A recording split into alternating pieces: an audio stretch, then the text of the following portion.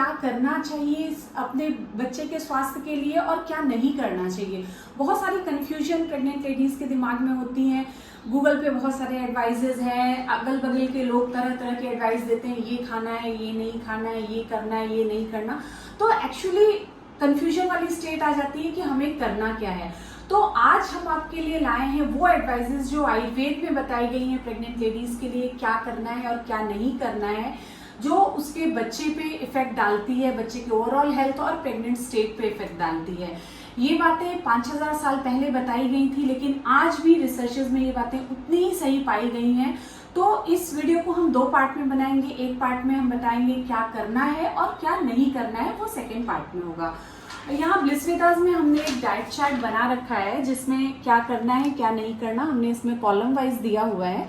तो हम 1 बाय 1 इन चीजों को डिस्कस करेंगे।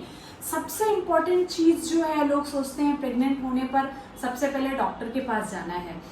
तो प्रेग्नेंट होने पे डॉक्टर के पास जाना है वो तो सही बात है, लेकिन आइडियली प्रेगनेंसी प्लान करने से पहले आपको डॉक्टर के पास जाना चाहिए। आयुर्वेद में बहुत सारे ऐसे प्रोसीजर बताए गए हैं जो प्रेगनेंसी के पहले करने के लिए बताए गए हैं, जिससे बॉडी तैयार होती है उस प्रेगनेंसी को अडेप्ट करने के लिए, कंसीव करने के लिए बॉडी प्रिपेयर होती है।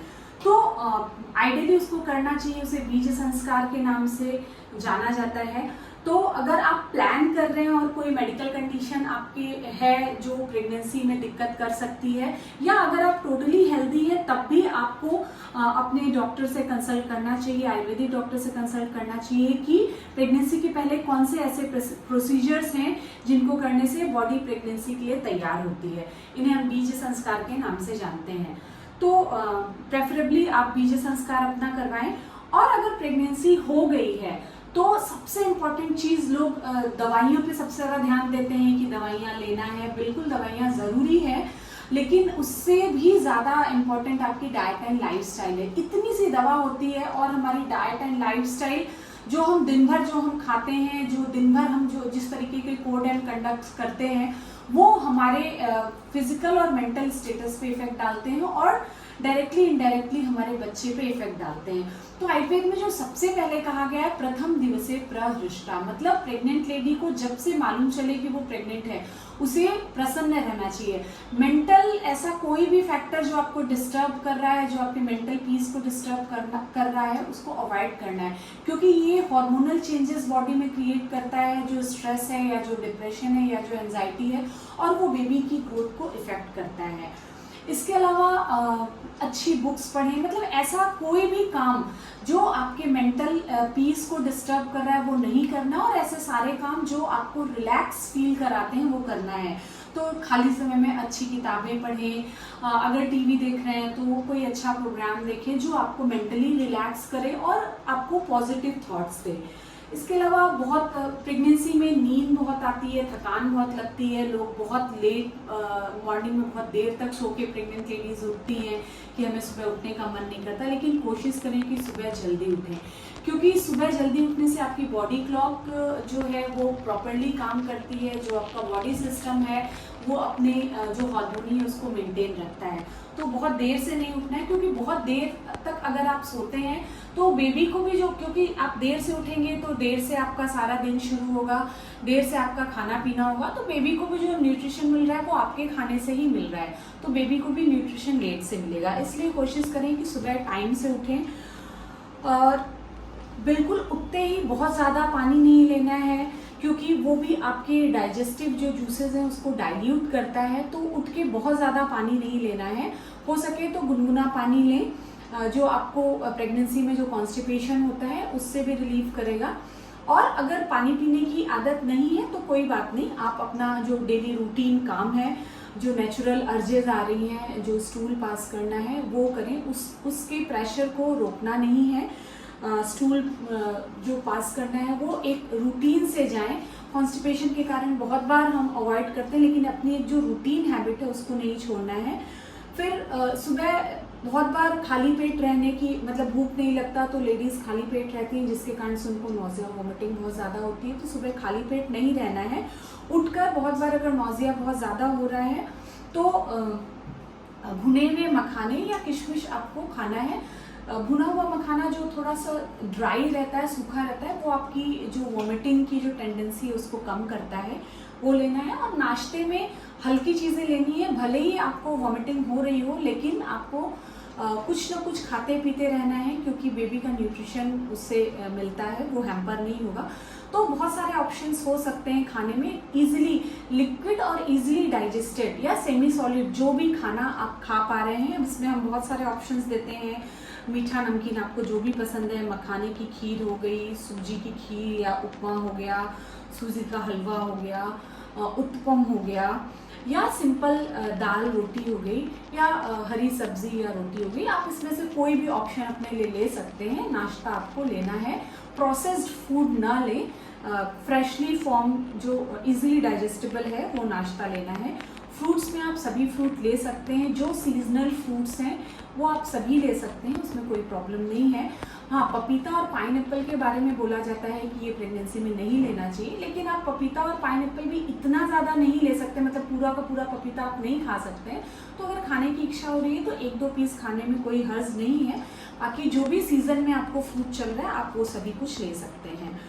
और अगर नॉजिया आपको लगातार लग रहा है या वॉमिटिंग लगातार हो रही है, अर्ली जो 3 मंथ होते हैं प्रेगनेंसी के, उसमें आयुर्वेद में चने का सत्तू बहुत अच्छा बताया है। चने या जौ का सत्तू जो भी अवेलेबल हो उसको पतला पानी में मिला के, बहुत गाढ़ा नहीं, उसको 1 चम्मच सत्तू आप 1 गिलास पानी में लेके घोल के उसको मीठा नमकीन आपको जैसा पसंद है वो ले सकते हैं। या इसके अलावा जो धान का लावा होता है वो भी नॉजिया वॉमिटिंग के लिए बहुत अच्छा बताया गया है। धान के लावा को आप दूध में या सिंपल पानी में मिश्री के साथ या चीनी के साथ डाल के ले सकते हैं, या सूखा धान का लावा भी चबा सकते हैं। ये आपको न्यूट्रिशन भी देगा और जो नॉजिया वॉमिटिंग की टेंडेंसी है उसको भी कम करता है। आई बात दोपहर के खाने की, तो खाने में भी जो घर का बना हुआ ताज़ा खाना है वो आप ले सकते हैं। बस ध्यान ये रखना है कि वो इजीली डाइजेस्टेबल हो, क्योंकि प्रेगनेंसी में हमारा डाइजेशन थोड़ा लो हो जाता है और हार्मोनल चेंजेस के कारण ब्लोटिंग और कॉन्स्टिपेशन की प्रॉब्लम रहती है। तो हरी सब्जियां जो भी सीजन में है वो आप लें। और शुरू के जो 3 मंथ है उसमें सेमी सॉलिड जो भी फूड है वो खाने के लिए बोला जाता है। तो अगर आप पूरा खाना एक साथ नहीं खा सक रहे हैं तो दाल चावल, दलिया, खिचड़ी जो भी आपको डाइजेस्ट हो रहा है आप वो अपनी चॉइस के अनुसार ले सकते हैं। पूरा खाना एक साथ दाल चावल रोटी सब्जी खाने के लिए इंसिस्ट नहीं करना है, जो इजीली डाइजेस्टेबल हो जाए एक बार में वो खाना लेना है।